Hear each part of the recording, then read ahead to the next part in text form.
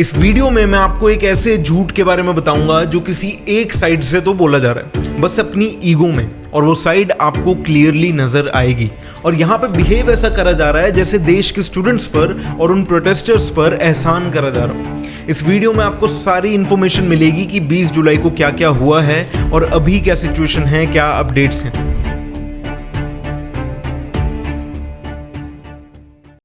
जिस झूठ की मैं बात कर रहा हूं ये बोला जा रहा है ईगो में आकर। इतना ईगोइस्टिक होना हर सिचुएशन में सही नहीं होता। क्या झूठ है? पहले तो मैं इंडियन एक्सप्रेस की एक रिपोर्ट पढ़ता हूं आपके सामने, एक लाइन पढ़ूंगा बस।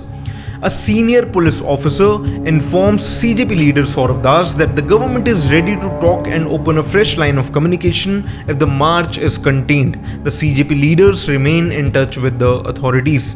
मतलब एक सीनियर पुलिस ऑफिसर ने सौरव दास को बताया कि गवर्नमेंट रेडी है बात करने के लिए। अब सीजेपी लीडर आशुतोष रांका की एक पोस्ट देखो, 11:35 इन्होंने ये पोस्ट करा कि सुबह दिल्ली पुलिस ने सीजेपी को अप्रोच किया कि गवर्नमेंट अब रेडी है बात करने के लिए, लेकिन 5 घंटे हो चुके हैं, ऐसी कुछ खबर नहीं मिली कि मीटिंग कब स्टार्ट होगी। फिर इन्होंने एक और ट्वीट करा ये बताते हुए कि अराउंड 11:45 मीटिंग कंफर्म हुई और around 12 Saurav Das and Ashutosh Ranka union minister JP Nadda से मिले। फिर जेपी नड्डा 4:37 पे ट्वीट करते हैं कि आज सुबह पहली बार प्रदर्शनकारियों की ओर से सरकार के साथ बातचीत करने का प्रस्ताव आया। पहली बार। अब ये झूठ बहुत बड़ा नहीं है, पर ये कहीं ना कहीं शो करता है इग्नोरेंस और एरोगेंस।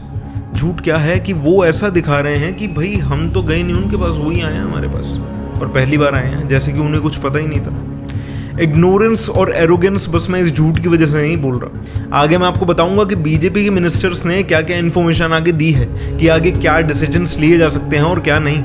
लेकिन उससे पहले जेपी नड्डा के बारे में ये बात ज़रूर करनी पड़ेगी और हमारी गवर्नमेंट के बारे में ये बात ज़रूर करनी पड़ेगी कि क्या इन्हें पिछले 1 महीने के बारे में कुछ सच में ही नहीं पता है? क्या इन्हें इन्फॉर्मेशन नहीं है कि जंतर मंतर पर प्रोटेस्ट हो रहा है और क्यों हो रहा है? क्या ये गवर्नमेंट की रिस्पॉन्सिबिलिटी नहीं बनती जब इतने स्टूडेंट्स, इतने लोग सड़कों पर हैं और एक ही मांग कर रहे हैं? गवर्नमेंट की रिस्पॉन्सिबिलिटी बनती है कि उनसे बात तो कर ली जाए, एटलीस्ट एक डायलॉग तो स्टार्ट हो। लेकिन कोई बात स्टार्ट नहीं की गई, जैसे कि इन तक कोई इन्फॉर्मेशन पहुंच ही नहीं पा रही थी। लेकिन हम ये बात जानते हैं कि आपको इन्फॉर्मेशन थी जब आपके लीडर्स प्रोटेस्टर्स को दहशतगर्द बुला रहे थे। यहाँ एक बात नोट करने वाली भी है, इन्हीं के लीडर्स पहले इन्हें दहशतगर्द की बी टीम बुला रहे थे और अब इन्हीं के साथ मीटिंग भी करी, जो कि किसी दहशतगर्द के साथ तो ना करते। तो यहाँ पे ये पॉइंट खारिज हो जाता है। जो कुछ मिनिस्टर्स ने रॉन्ग एलिगेशन लगाई थी कि ये दहशतगर्द की बी टीम है, दहशतगर्द है, ये पॉइंट खारिज हो चुका है। अब ये मत बोलना आप। अब बात उन सोशल मीडिया रिसर्चर्स के लिए भी होनी चाहिए जिन्होंने इतनी रिसर्च करके पता लगाया कि सोनम वांगचुक तो एंटी नेशनल है। हो सकता है कि आपको इंडिया की इंटेलिजेंस एजेंसी से ज़्यादा अच्छी रिसर्च करनी आती हो, क्योंकि आपके हिसाब से वो तो पता लगा नहीं पाए। अगर वो पता लगाते तो अब तक सोनम वांगचुक तो जेल में होते और उन्हें सज़ा हो चुकी होती। लेकिन आप ज़्यादा अच्छी रिसर्च करते हैं। मेरे हिसाब से आप हमारी इंटेलिजेंस एजेंसीज को कुछ समझते ही नहीं है ना, कि वो तो अपना काम कर नहीं पा रहे हैं, हम ही उनका काम करेंगे, हम ही प्रूफ ढूंढेंगे, हम ही पता लगाएंगे कि ये एंटी नेशनल है। याद करो, कुछ दिन पहले इन्हें भी दहशतगर्द बोला जा रहा था और अब साथ बैठे हैं, मीटिंग कर रहे हैं। आप लोग उल्टी सीधी वीडियोस देखकर ब्रेन वॉश होते रहो। आपको कुछ बार समझाई जा भी नहीं सकती, आपको समझ आएगी भी नहीं। 20 जुलाई 2026 को जो हुआ वो आप सबने देखा। प्रोटेस्टर्स को लाठियों से मारा गया, पत्थरों से मारा गया, टीयर गैस उन पर यूज़ की गई और चाहे लड़का हो, लड़की हो, सीनियर सिटीजन हो या छोटे बच्चे, किसी को नहीं बख्शा गया। भारी संख्या में प्रोटेस्टर्स को डिटेन भी करा गया और बस दिल्ली ही नहीं, पुणे में भी प्रोटेस्टर्स को डिटेन करा गया, अहमदाबाद में भी डिटेन करा गया। प्रोटेस्टर्स पीसफुली अपना मार्च करना चाहते थे संसद भवन तक, लेकिन संसद के अंदर से ऐसी वीडियोस आई कि ऑफिसर्स बंदूकें तान के खड़े हैं गेट की तरफ। प्रोटेस्टर्स में से किसी का खून बहा तो कोई बेहोश हुआ, लेकिन फिर भी पुलिस की लाठियां नहीं रुकी, आंसू गैस के गोले नहीं रुके। रिपोर्ट्स में आया है कि जब इतना वायलेंस हुआ तो कुछ प्रोटेस्टर्स ने भी आगे से अटैक किया और कुछ पुलिसकर्मी भी घायल हुए। वहीं पे कुछ पुलिस पर्सनल भी स्टोन पेल्टिंग करते हुए दिखाई दिए। अब वो स्टोन्स जब उड़ेंगे तो क्या पता पुलिस को खुद भी लगे हों। और कई पुलिस पर्सनल ने नेम बैज भी नहीं लगा रखे थे। कुछ लोग ऐसे थे जो सिविल ड्रेस में थे और लाठियां चला रहे थे। पहचानना मुश्किल था कि वो पुलिस है भी या नहीं। नेम टैग ना होने की वजह से कई लोग इस बीच आकर हिंसा कर सकते थे। ये जो मूव पुलिस की तरफ से लिया गया नेम टैग हटाने का, स्टूडेंट्स के लिए और डेंजरस था। देश में सभी ने देखा कि पिछले 1 महीने से कैसे पीसफुल प्रोटेस्ट जंतर मंतर पर कॉकरोच जनता पार्टी की तरफ से किया गया।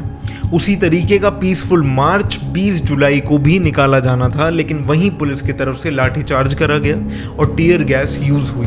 अब इतना सब होने के बाद गवर्नमेंट की यहाँ क्या अप्रोच है वो जानना बहुत ज़रूरी है। इंडियन एक्सप्रेस की रिपोर्ट से मैं आपको सारी इन्फॉर्मेशन दे रहा हूँ, पहले सारी इन्फॉर्मेशन सुनना बहुत इंपॉर्टेंट है। अनडिस्क्लोज्ड सीनियर बीजेपी लीडर ने कहा कि प्रोटेस्टर्स को सुन लिया गया है, लेकिन कोई भी कमिटमेंट नहीं करी है उनकी किसी भी डिमांड पर। मिनिस्टर्स की एक शॉर्ट मीटिंग हुई पार्लियामेंट हाउस के होम मिनिस्टर्स ऑफिस में, जिसमें अमित शाह, धर्मेंद्र प्रधान, नितिन नवीन, पीयूष गोयल मौजूद थे। अनडिस्क्लोज्ड मिनिस्टर ने कहा कि गवर्नमेंट का कहना है कि हमारी तरफ से तो ये प्रोटेस्ट अब खत्म हो जाना चाहिए, क्योंकि उनकी डिमांड सुन ली गई है।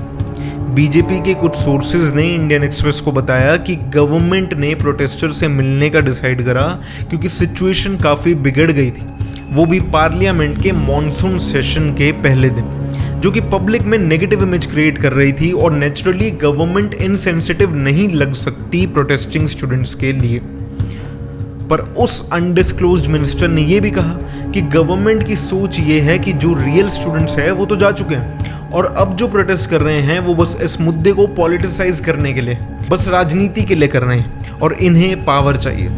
गवर्नमेंट में जो सोर्सेज हैं उन्होंने ये भी बताया कि कोई इमीडिएट एक्शन नहीं लिया जाएगा, धर्मेंद्र प्रधान इतनी जल्दी अपनी कुर्सी नहीं छोड़ेंगे, पर गवर्नमेंट इस इशू को ज़रूर कंसिडर कर सकती है कि फैमिलीज़ को कंपनसेशन दी जाए, लेकिन ये भी बस उनका कहना ही है। और जब मैं ये वीडियो रिकॉर्ड कर रहा हूँ तब तक कुछ भी डिसाइड नहीं किया गया है, कुछ भी इन्फॉर्मेशन बाहर नहीं आई है। तभी कह रहा हूँ कि गवर्नमेंट ऐसा बिहेव कर रही है जैसे एहसान कर रही है, और इतनी सारी जनता की उन्हें कुछ ना पड़ी हो, उन्हें कुछ फ़र्क ना पड़ता। 20 जुलाई को इसका एग्जाम्पल देखने को भी मिला। सीजेपी अभी भी जंतर मंतर पर ही है और उनका अभी भी यही कहना है कि वो तब तक यहाँ से नहीं जाएंगे जब तक धर्मेंद्र प्रधान रिज़ाइन नहीं कर देते। सही गलत चुनना आपके हाथ में है। डिफरेंस हो सकता है आपको समझ आ रहा हो सकता है ना आ रहा हो। रिक्वेस्ट तो यही करूँगा कि मेन स्ट्रीम मीडिया पे डिपेंड ना हो इस प्रोटेस्ट की इन्फॉर्मेशन के लिए, और सही इन्फॉर्मेशन और अपडेट्स के लिए आप मेरा चैनल भी सब्सक्राइब कर सकते हैं।